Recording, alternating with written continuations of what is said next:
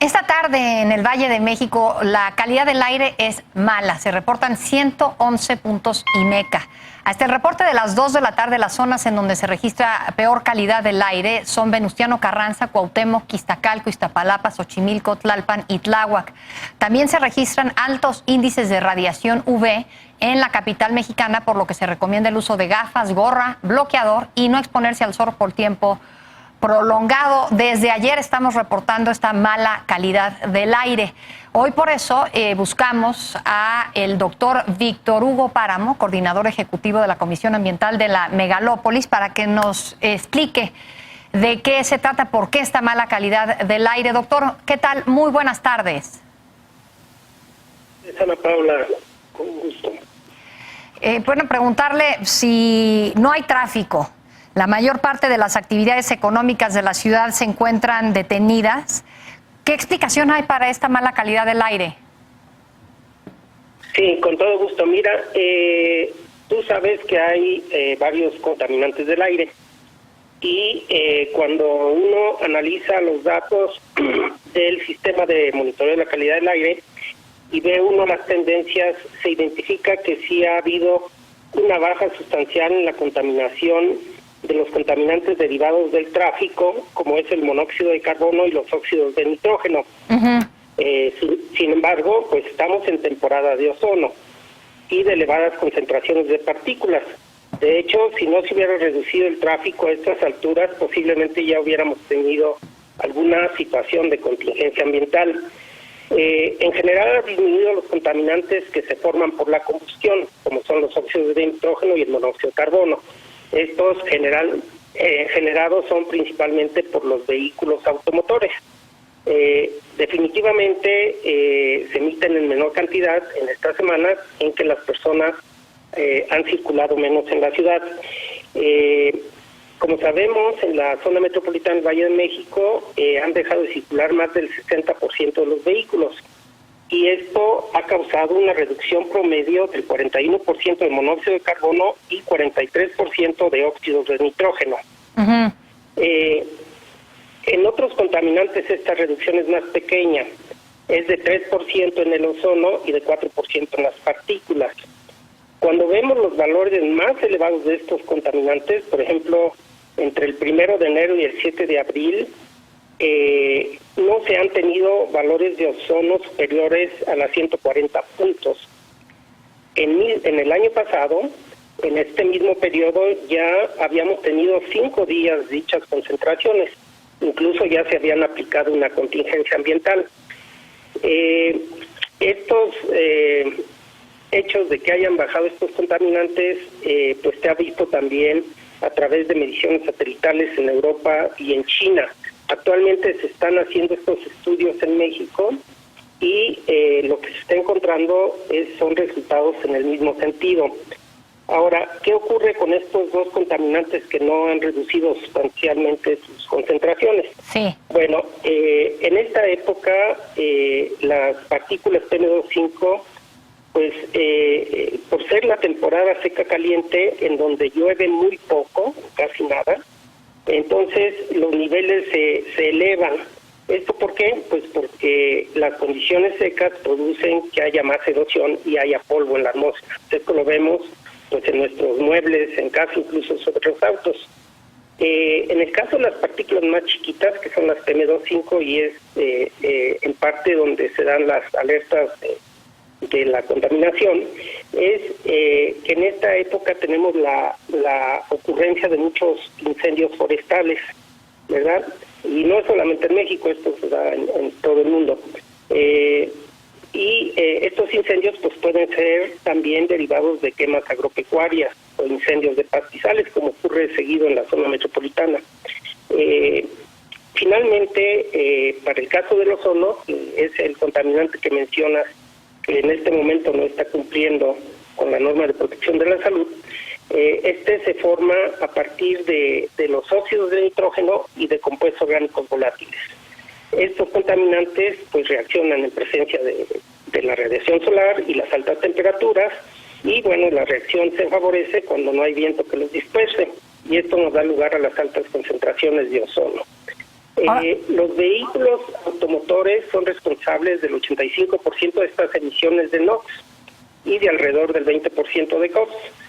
Y en el caso de los COX son más bien las actividades como el manejo y distribución de gas LP y el uso doméstico industrial de solventes los que dan las emisiones más elevadas. Por lo tanto, al reducir el 60% del tráfico vehicular, pues tenemos una reducción principalmente de las emisiones de NOx y no de las de COX, pues con lo cual no se reducen significativamente los niveles de ozono en el aire ambiente y es lo que hemos encontrado en estos días. Ahora, doctor, yo recuerdo durante muchos años la etapa de mayor contingencia era diciembre y se hablaba de la inversión térmica, hacía frío y precisamente eso hacía que fuera difícil que se dispersaran las partículas y por eso generalmente diciembre, enero teníamos fechas de mala calidad del aire en la Ciudad de México y en el área metropolitana. Ahora, ¿por qué es en abril? Usted habla de esto de los incendios forestales, pero estos incendios de pastizales se llevan también haciendo durante años. ¿Ahora no se están combatiendo con la misma intensidad o cuál sería la explicación, doctor Víctor Hugo Páramo? Mira, la explicación es que en esa época que tú hablas, es allá por los 90, en ese tiempo teníamos niveles de contaminación pues muy, muy elevados. O sea, en aquella época, en cualquier época del año, tú podías tener concentraciones elevadas de ozono por haber tantos contaminantes en la atmósfera. A medida que han transcurrido los años, pues hemos mejorado muchísimo los combustibles, hemos incorporado los controles de emisiones en los vehículos, ha habido una normatividad muy importante para los procesos industriales y pues sobre todo con estas nuevas tecnologías vehiculares se ha renovado el parque vehicular. Entonces ya no estamos en aquella época no distinguíamos si era invierno, verano, todo el tiempo estábamos en concentraciones excesivamente elevadas. Ahora que se ha limpiado bastante la atmósfera, pues ya distinguimos en la contaminación que se da en la época caliente, que es justamente la época donde se da el ozono.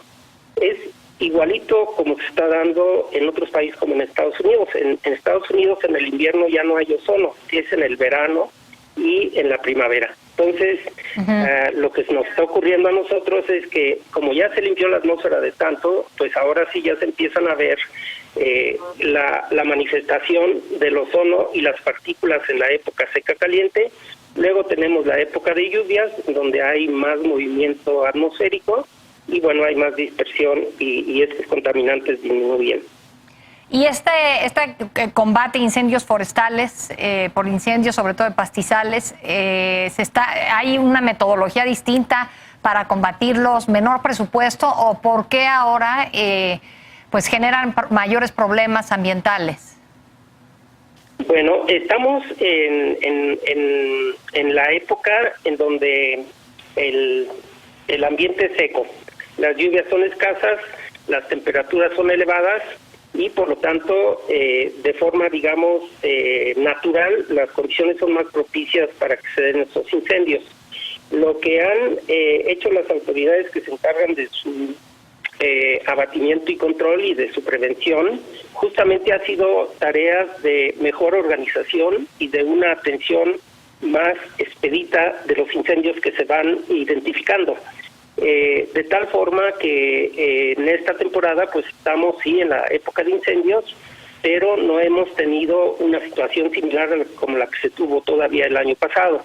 Evidentemente pues todavía quedan mes y medio, 2 meses de altas temperaturas y lo que sí existe es una coordinación muy estrecha de ellos con nosotros para estar monitoreando cuáles son los incendios y sobre todo cómo se están comportando las nubes de humo.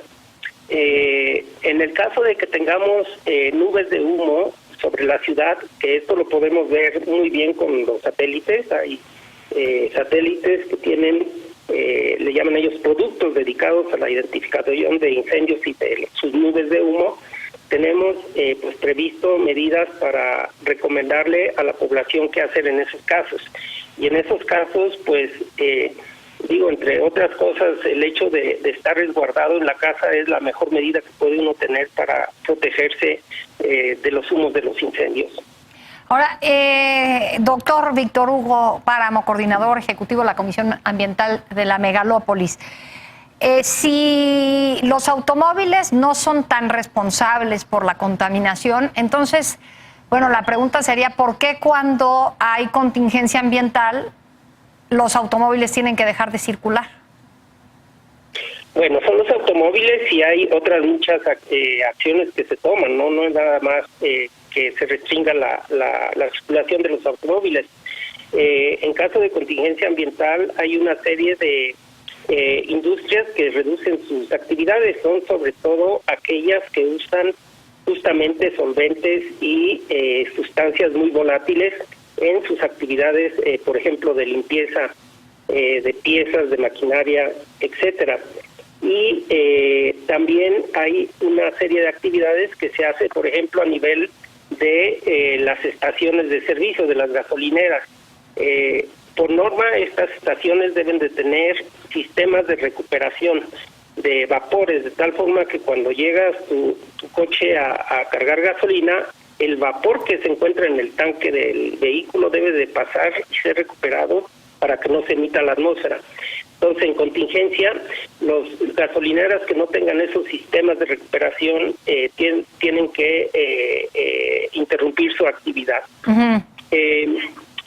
Hay una serie de medidas que está orientada principalmente a evitar las emisiones de compuestos orgánicos volátiles. ¿Por qué? Porque con los estudios científicos que han hecho, por ejemplo, el doctor Mario Molina y otros colegas, se identificó que para reducir el ozono en la Ciudad de México es necesario que se controlen principalmente las emisiones de estos compuestos orgánicos volátiles. En la medida que logremos esto, entonces estaremos reduciendo las concentraciones de ozono, que en esta temporada es el contaminante que más se manifiesta.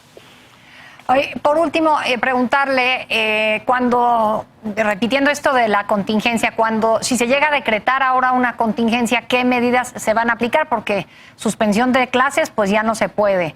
Suspensión de actividad de las fábricas y empresas tampoco necesariamente aplica, y dejar de circular, pues tampoco, doctor. ¿Qué medidas se podrían aplicar? Pues mira, la sana distancia y el permanecer en casa es la mejor medida para protegerse de la contaminación. Si tú recuerdas, efectivamente, cuando hay contingencia, pues pide que los... No, pero no me refiero a cómo se protege uno, sino ustedes como autoridad, ¿qué medidas van a tomar si se llega a decretar la contingencia ambiental? Sí, son efectivamente, pues son las medidas que están indicadas para la contingencia. Te mencionaba yo que en una contingencia, si una estación de servicio no tiene el sistema de recuperación, deja de operar. Por igual hay en la distribución de gas LP, en el llenado de las pipas también hay una especie de hoy no circula, en donde las gaseras interrumpen su actividad de acuerdo a un listado que tiene la CEA. Hay actividades para las industrias que emiten más de 10 toneladas de compuestos orgánicos volátiles. Sí, no, pero si ahorita todo eso está frenado, doctor, ¿qué diferencia habría? Me refiero, si ahorita las medidas que tradicionalmente se aplican para una contingencia ambiental, como suspender clases, poner que algunos autos no circulen, cerrar algunas fábricas, todo eso ahorita no está funcionando. Entonces, ¿qué harían en caso de decretar una contingencia ambiental ahora de manera distinta, pensando en que estamos en la contingencia por el COVID-19? Por eso te repito, o sea, la medida principal que aplicas en una contingencia es proteger a la población. Entonces, la mejor medida de proteger a la población es que permanezca en su hogar. Bueno. Eso ya se está dando. Okay. Pero existe otra serie de medidas. Por ejemplo, está la prohibición de que se utilice carbón en los restaurantes y algunos... Pues bueno, todo eso está cerrado. Mira, eso está cerrado. Afortunadamente, por eso yo te mencionaba que para esta temporada, el año pasado ya habíamos tenido 5 días que hubiéramos llegado a la contingencia, que llegamos a la contingencia ambiental, y en esta ocasión no se ha dado esos valores elevados. Entonces, en alguna medida, por la disminución de la actividad, si bien esto en otros términos no es muy bueno, para términos de las emisiones, pues esa reducción de la actividad en general ha propiciado que sí se reduzcan las emisiones. Entonces, lo que es importante es, en caso de que se llegara a tener esos valores muy elevados, es poco probable, la mejor medida sería pues lo que estamos haciendo, es permanecer en casa. Muy bien. Doctor Víctor Hugo Páramo, coordinador ejecutivo de la Comisión Ambiental de la Megalópolis, muchísimas gracias por esta comunicación. Estoy a tus órdenes, Ana Paula. Gracias.